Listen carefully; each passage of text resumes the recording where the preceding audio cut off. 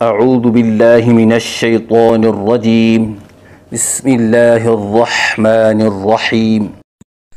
پہلی تختی کا 5واں سبق حرف جیم کے متعلق ہے۔ حرف ہے جیم۔ مخرج: زبان کا بیچ اور سامنے والے تالو، اس سے جیم ادا ہوتا ہے، یعنی زبان کا بیچ جب اوپر تالو کے درمیان سے لگے تو اس سے جیم ادا ہوتا ہے، جیسے کہ آپ کو اس نقشے میں نظر آ رہا ہے کہ زبان کا بیچ اوپر کے تالو سے لگا ہوا ہے۔ پڑھنے کا طریقہ: جیم کی ادائیگی کے وقت زبان کے بیچ کو اوپر سامنے والے تالو کے درمیان سے لگائیں اور اس کے بعد زبان کو الگ کریں اور 3 الف کے برابر لمبا کر کے پڑھیں۔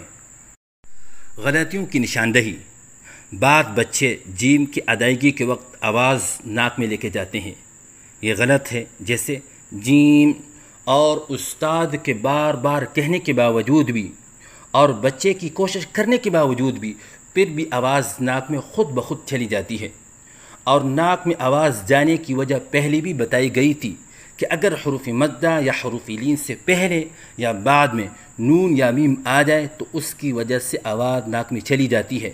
تو اس غلطی کو درست کرنے کا آسان طریقہ یہ ہے کہ انگلش کا جی لکھیں اور اس کے بعد 3 مرتبہ ای لکھیں، اور ہر ای 1 الف کے برابر ہے، جیسے جی، اور بار بار مشق کروائیں، اور مشق کروانے کے بعد بچے سے کہیں کہ ہونٹ بند کر لیں، جس کی وجہ سے میم کی آواز پیدا ہو جائے گی، جیسے جیم۔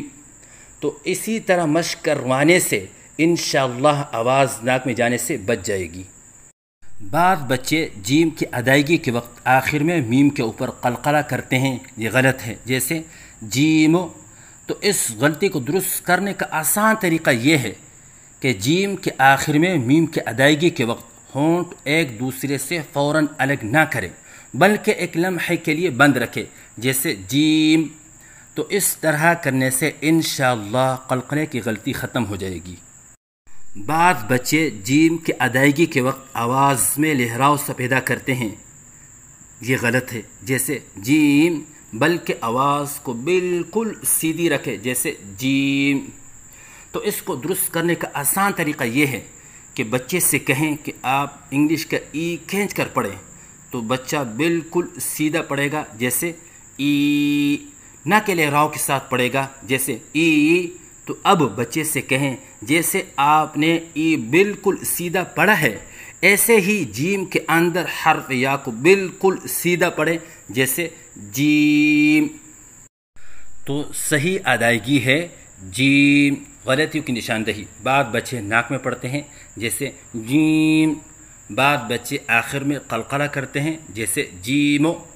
بعض بچے لہراؤ کے ساتھ پڑھتے ہیں، جیسے جیم۔